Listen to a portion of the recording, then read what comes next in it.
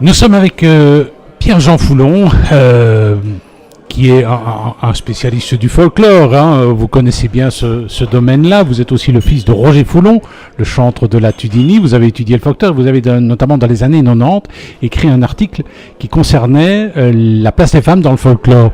Alors pourquoi est-ce que c'est un sujet qui pose polémique? Alors, est-ce qu'il y a vraiment polémique? Parce qu'à un moment donné, ici dans la presse locale, on a évoqué le fait qu'une femme soit tambour-major.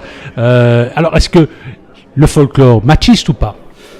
Le folklore, je ne sais pas s'il est machiste ou non, mais le fait que les femmes revendiquent une place dans les marches de l'Entre-Sambre-et-Meuse, et plus généralement d'ailleurs dans le folklore, dans nos sociétés que l'on dit développées, démocratiques, et bien là c'est évidemment un problème. Et c'est un problème qui date peut-être même de plusieurs générations.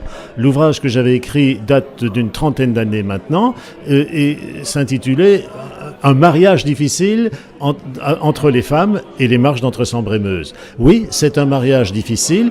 Pourquoi ? Parce que dans les marches de l'Entre-Sambre-et-Meuse, le folklore est essentiellement encore masculin. Certes, il y a une ouverture qui a été tentée dans certaines marches, mais d'autres marches sont restées véritablement tout à fait fermées à l'apparition de femmes dans les rangs de marcheurs.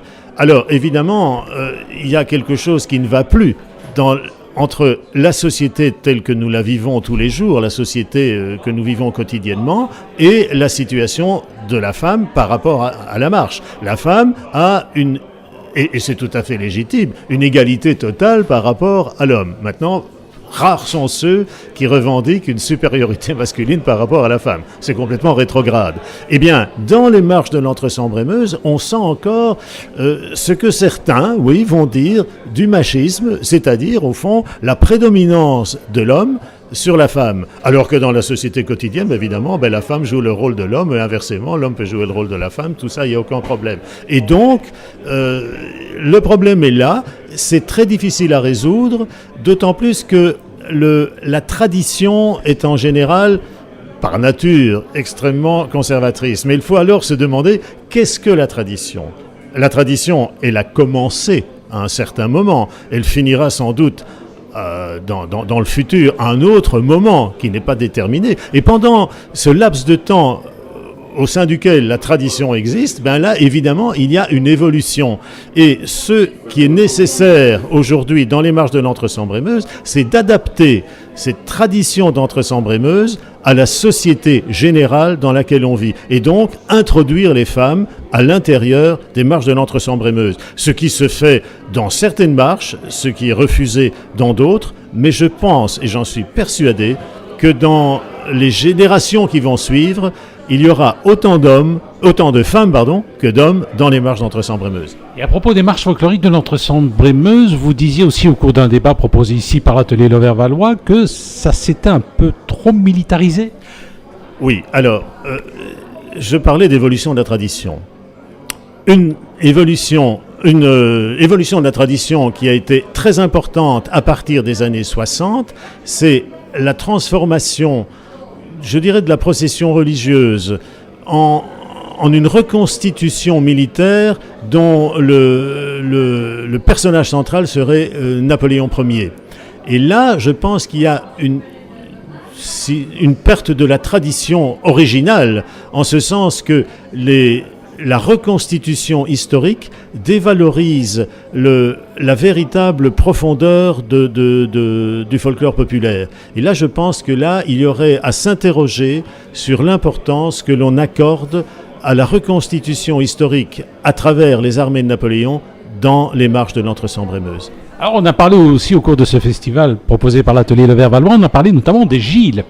Alors, s'il y a bien un folklore où la tradition est forte, je dirais même que la tradition familiale, c'est peut-être un peu une pression aussi, encore plus qu'avec le folklore des marches folkloriques de l'Entre-Sambre-et-Meuse. On a l'impression que là, c'est pas des femmes Gilles, on n'en verra jamais. Enfin, je suppose. Je suppose qu'on ne verra jamais de femmes Gilles, mais on va voir de plus en plus les femmes qui vont jouer un rôle dans les carnavals. Bon, d'abord, il y a des carnavals où les femmes jouent un très très grand rôle. Il suffit de penser au carnaval de Rio, là, ça me paraît absolument évident. Le carnaval de Rio sans les femmes, c'est pas possible. Absolument. Mais forcément, l'image du Gilles est essentiellement masculine. Mais le carnaval, je pense que ce n'est pas, et même le carnaval de Binche, ce n'est pas essentiellement le Gilles. C'est toute une festivité qui dure pratiquement pendant 3-4 mois, où là, il y a énormément de rites qui sont mis à l'avant-plan et dont le Gilles est devenu maintenant le point d'orgue, mais qui n'est qu'un élément d'un vaste ensemble qui est la festivité carnavalesque dans son ensemble. Le masque, ça c'est l'origine même du carnaval. Le Gilles, c'est un masque particulier. Et donc les femmes peuvent se masquer. Et d'ailleurs, dans ce débat qui a eu lieu ici, que vous soulignez à l'Overval, on s'est rendu compte, lors de la projection d'un remarquable film de M. Esmans, que une dame déclare dans un film qui s'intitule « Femmes de Gilles » que dans les années 50, les femmes se déguisaient lors du carnaval, les femmes de Gilles. Et maintenant, ne le font plus. Pourquoi ? Parce qu'on a mis essentiellement en valeur le personnage masculin du Gilles. Et donc, c'est une tradition qui a évolué vers une masculinisation du folklore.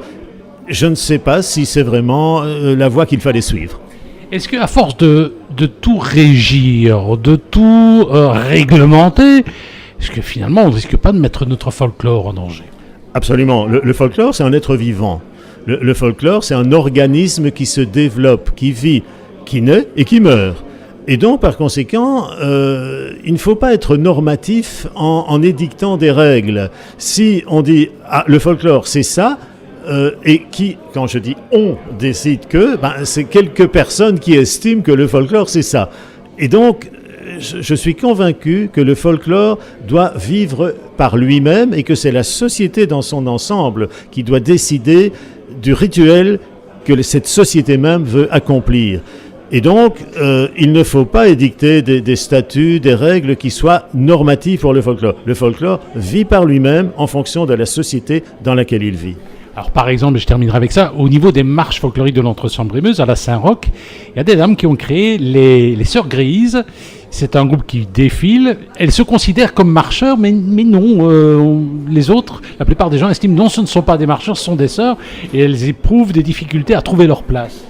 Le groupe des Sœurs Grises est apparu il y a maintenant une vingtaine d'années quand la marche Saint-Roch de Thoin a beaucoup évolué dans les années 80, 90 et même au début de ce siècle.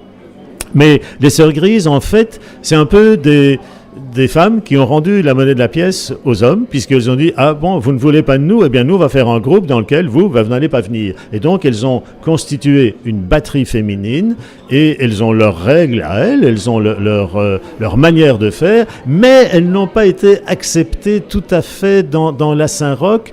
Pourquoi ? Parce que la Saint-Roch de Thoin, comme la plupart des marches de l'Entre-Sambre-et-Meuse, est encore régie essentiellement par une phalange masculine.